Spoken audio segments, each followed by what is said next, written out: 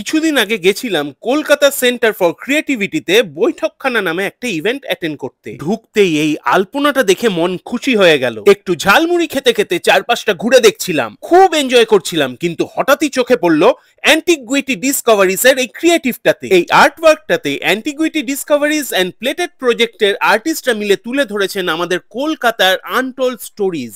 ব্যবহার করা হয়েছে অনেক নতুন এবং পুরনো সিম্বল, যেগুলো আমাদের কলকাতার কালচারের ঐতিহ্য বহন করে চলেছে। আমরা একটু নস্টালজিক হয়ে পড়েছিলাম। জুটকে হ্যান্ডপাম্পটা দেখে জিজ্ঞেস করলাম, এটা কোনোদিনও দেখেছিস ভাই? বলে, না দাদা দেখিনি। বুঝো কাণ্ড।